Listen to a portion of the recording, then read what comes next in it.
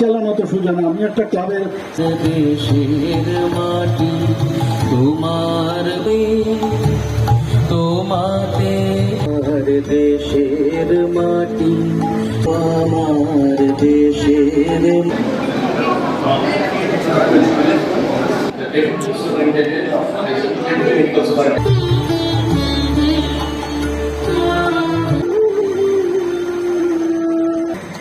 আমাদের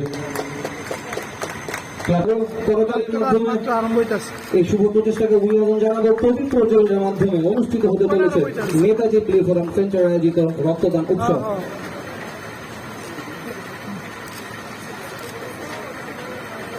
আমাদের সবার মনের মানুষ এই রাজ্যের জনপ্রিয় বিধায়ক সঞ্জিত দত্ত মহোদয় উপস্থিত রয়েছে।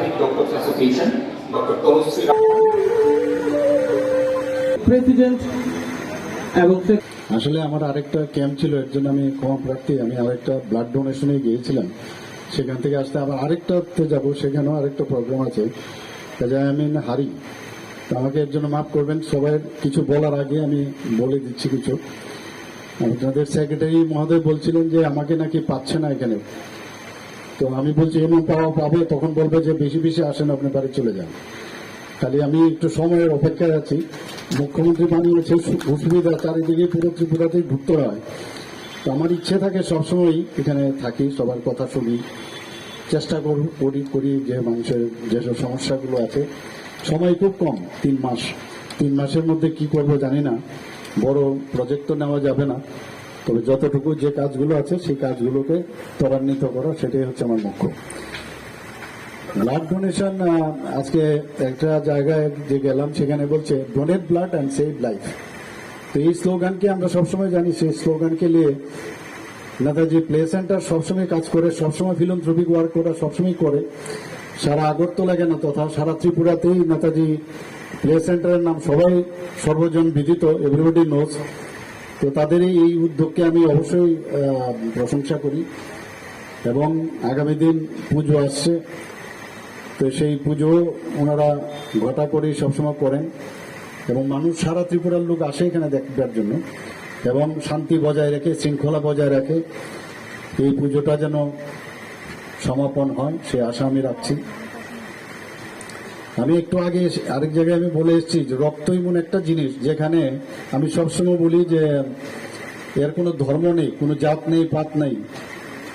যদি জার্মানির একটা লোক এসে আগরতলা এসে রক্ত দেয় তাহলে অসুবিধা নেই, আর ত্রিপুরার লোক যদি জার্মানি গিয়ে বা লন্ডনে গিয়ে রক্ত দেয় সেখানেও কিন্তু সমস্যা নেই, কারণ রক্তের দর একটাই। এবং রক্তের কিন্তু আবার মেয়ে লোকের রক্ত এরকম, পুরুষের রক্ত আরেকরকম, এরকমও না, অদ্ভুত। তো সবাই সবার জন্য এবং সবার তরে, এটা কিন্তু রক্তের মাধ্যমে আমরা সেটাকে আমরা বলতে পারি যে রক্তই ভগবান এমন ভাবে তৈরি করেছে প্রকৃতির নিয়মে আমাদের, যে তুমি যাই বলো, হিন্দু বলো, খ্রিস্টান বলো, মুসলিম বলো, যাই বলো, আসলে আমরা সবাই এক, সেটা কিন্তু রক্ত দিয়েই আমরা বুঝতে পারি। এবং আমরা প্রয়োজনের কারণে এক এক সময় একজনের বলি যে আমরা এই গোষ্ঠী, আমরা ওই গোষ্ঠী, আমি এই ক্লাব, আমি সেই ক্লাবের সদস্য, এই ক্লাব, কিন্তু আলটিমেটলি আমরা সবাই এক। এটা কিন্তু রক্তের মাধ্যমে বোঝা যায়। অনেক দান আছে, বস্ত্রদান, দেহদান, চক্ষুদান, এখন তো লিভার দানও করেন, কিডনি দানও করেন, কিন্তু সবচেয়ে বড় দান যেটা, সেটা হচ্ছে রক্তদান। এর উপরে আর কিচ্ছু হয় না। আজকে আমাদের যে কোনো রক্তদান শিবিরে আমি যখনই যাই, কার্ল ল্যান্ডস্টাইনের কথা আমার স্মরণ করতে হয়, ভিয়েনার ডাক্তারবাবু বা বৈজ্ঞানিক, যার কারণে কিন্তু এই ব্লাড ডোনেশন বা এই যে আমরা একজনের ব্লাড আরেকজনকে দেওয়া, সেটা সম্ভব হয়েছে। তো এইরকম একটা ইয়েতে এই ধরনের একটা যে মহতি অনুষ্ঠান, ওইসব লোকদের প্রথমে স্মরণ করে কিন্তু আমাদের সবসময় স্মরণ করার দিন এগুলো। শুধু ব্লাড ডোনেশন করলেই হবে না, আমরা বিভিন্ন একজন ব্লাড দেয় ঠিকই, আগে তো ব্লাড সেপারেশনের সুবিধা ছিল না, এখন একজন রক্ত দিলে 4 জন লোক জীবন বাঁচে। কারণ প্লাজমার দরকার, প্লাজমাকে সেপারেট করা যায়, প্লেটলেটস লাগে, প্লেটলেট সেপারেট করা যায়, আরবিসি লাগে আলাদা করা যায়, ডাব্লিউবিসি আলাদা, মানে 4টা সেপারেট করে যার যেটা দরকার, ওভারলোড হয় না।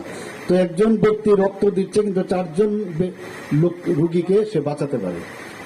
তো এটা ভাববার বিষয় যে কিভাবে উপরওয়ালা আমাদের শরীরের মধ্যে সবকিছু দিয়েছে যে আমরা সবার জন্য মানুষ, আমরা সব এক, এবং আমরা ব্লাড দিলে ক্ষতি হয় না। আমরা আগে ভয় পেতাম, আমি যেমন মনে আছে, কারো কিন্তু উপায় নেই যে সারা জীবন স্টোর রাখবে, তারও একটা নির্দিষ্ট সময় সে রক্ত নষ্ট হয়ে যায়। এটাকে দেখা যায় সেকেন্ড ব্যালেন্স, এই যে আপনার সাপ্লাই আর ডিমান্ড, এই সমতা কিন্তু আমাদের রাখতে হয়। অনেকে আমরা মনে করি 5,000 বোতলের রক্ত আমরা মানে ডোনেট করেছি, লাভের লাভ হবে না, নষ্ট হয়ে যাবে। যে তার একটা নির্দিষ্ট টেম্পারেচারে আবার ফ্রিজে রাখতে হয়, 6 ডিগ্রি সেলসিয়াসের নিচে রাখতে হয়। তো আমাদের সরকার চেষ্টা করছে যে সব বিষয়ে যাতে মানুষের স্বাস্থ্য পরিষেবা সামনের দিকে আরো ভালোভাবে আমরা দিতে পারি। আপনারা জানেন যে আমাদের আগরতলা গভর্নমেন্ট মেডিকেল কলেজে সেখানে সুপার স্পেশালিটির ব্যবস্থা আছে। কিছুদিন আগে শিশু বিহারের একটা বাচ্চা মেয়ে রোড ক্রস করতে গিয়ে তার হেড ইঞ্জুরি হয়েছিল, আমিও গিয়েছিলাম। ওকে বাঁচানো যাবে কিনা সবাই সন্দিহান ছিল। সেই জায়গায় আজকে সে বাড়ি ফিরে গেছে, আপনারা নিশ্চয়ই পেপারে দেখেছেন। তো নিউরো সার্জন, আগে আমরা কি হতো, যদি এয়ার লিফট করবো নিয়ে যাওয়া তো একটা বিরাট বহুল বিষয় ছিল, সেটা সম্ভব হতো না। আজকে সেখানে নিউরো সার্জারি হচ্ছে, অনকো সার্জারি হচ্ছে প্রচুর। আগে আমি নিজেও একজন ম্যাক্সিলোফেশিয়াল সার্জন, আমি বহু আপনার ক্যান্সার সার্জারি করেছি 5 ঘন্টা 6 ঘন্টা সমানে। পরবর্তী সময়ে এগুলো আমাদের আগরতলাতে, ত্রিপুরাতে কিন্তু এই সার্জারি এই ধরনের হতো না ক্যান্সারে। এখন অনকো সার্জারি হচ্ছে প্রতিনিয়ত, সেই সুবিধা এখন আমরা এখানে দিচ্ছে। আমরা ভাবতে পারি না কার্ডিও থোরাসিক সার্জারি, এ তো স্বপ্নেরও আমরা ভাবতে পারতাম না। এখন কার্ডিও থোরাসিক সার্জারি হচ্ছে, ক্যাথল্যাব হচ্ছে, অন্যান্য আরো যেসব সুপার স্পেশালিটি সেটাও আমরা করছি। পিএসসি যতগুলো আছে সারা ত্রিপুরাতে সেগুলোকে উন্নয়ন করে আমরা সেগুলো আরো আপগ্রেডেশনের দিকে আমরা যাচ্ছি। তো সমস্ত বিষয়ে আমি এর মধ্যে ইউনিয়ন হেলথ মিনিস্টার ওনার সাথে কথা বলেছি। এখানে ডেন্টাল কলেজ একটা স্থাপনের প্রায় আমি গত পরশুদিন সেই কাগজপত্র আমি পাঠিয়েছি। এখানে একটা ডেন্টাল কলেজের ব্যবস্থা আমরা করছি। আমরা করেছিলাম, বলেছিলাম যে এডিসি এলাকায় একটা মেডিকেল কলেজ করব, সেটারও আমার সাথে সেদিন ট্রমা সেন্টার আমি উদ্বোধন করতে গেছি। সেখানেরও জায়গা জমি সব ঠিকঠাক হয়ে গেছে, সেই কাজটাও আমরা করছি।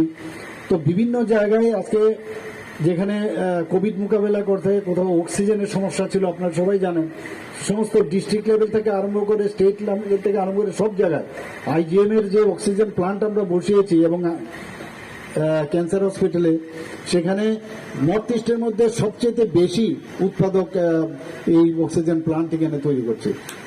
এবং আপনারা শুনে খুশি হবেন যে বিভিন্ন আগে এই যে রুগীদের বাইরে রেফার হওয়ার প্রবণতা কিন্তু অনেক বেশি ছিল, সেটা কিন্তু অনেকাংশে এখন কমে গেছে। শুধু তাই না, আগে কি হতো, যেমন সাব ডিভিশন থেকে ডিস্ট্রিক্ট থেকে আগরতলাতে এই যে রেফার করার একটা প্রবণতা, সেটাও কমে গেছে। আমি যখন মফস্বলে যাই ওদেরকে আমি বলি যে ওখানকার যে ডাক্তার এমবিবিএস ডাক্তার আর জিবির যে এমবিবিএস ডাক্তার, ওরা সেম একই কলেজ থেকে পাশ করেছে। তো ওখান থেকে যে তুমি রেফার করবে আননেসারি দরকার নেই, সেও সেম কাজই জানে। কিন্তু আমরা কি করি, যখন পেশেন্ট পার্টি এবং আরো যারা খুব বেশি অত্যুৎসাহী বলবো আমি, তারা যখন যায় হসপিটালে হুমড়ে পড়ে ডাক্তারবাবুদের উপরে, বিশেষ করে যখন অ্যাক্সিডেন্টের কেসগুলো যায়, তো ডাক্তারবাবু doctor acts as an actor, বলে আচ্ছা ঠিক আছে, রেফার করে দেয়, পোস্টম্যানের কাজ করে। তো যে কাজটা ওই ডাক্তারবাবুর এক্সপার্টাইজও ইনক্রিজ করতো, সেটাও বন্ধ হলো। আর রুগী যেতে রাস্তার মধ্যে কিন্তু মারা যায়। তার নিয়ে সেটা দরকার নেই। এরকম বহু নিদর্শন আমি বলতে পারবো। এক ডাক্তারবাবু এখানে হাত ভেঙেছিল, আমার সাথেই বিশাল করে চাকরি করতো, ও চলে গেছে বাইরে, সেখানে সে আলটিমেটলি ওটির ভিতরেই মারা গেছে। এটা এম্বোলিজম হয়ে গেছিল। তো যদি এখানেই হতো, ধরে নিলাম যে একটু বাঁকাই হতো হাতটা ফিট করতে, প্লেট লাগাতে গিয়ে, কিন্তু বেঁচে তো যেত। তো এইরকম ঘটনা আছে।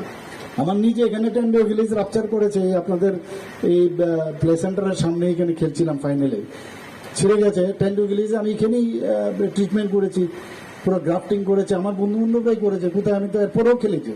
তো বিশ্বাস যেটা ডাক্তার এবং রুগীর যে বিশ্বাস এবং তাদের মধ্যে যে একটা রিলেশন, সেটা যতক্ষণ ধরে মেনটেন না হবে ততদিন কিন্তু এই সমস্যা থাকে। আগরতলার লোক কলকাতা যায়, কলকাতার লোক সাউথে রেফার হয়, আর সাউথের লোক রেফার হয় বিদেশে। আর আলটিমেটলি কেউ যার মরণ লেখা থাকে সে সব জায়গায় হবে একই ঘটনা। কেউ ওখানকার লোকও মরে।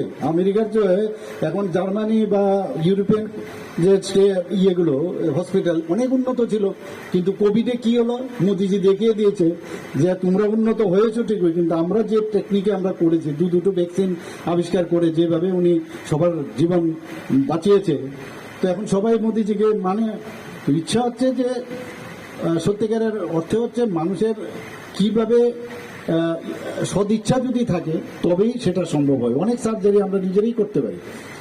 তো আজকে এই blood ডোনেশনের Doctors Association, Dr. Tanushree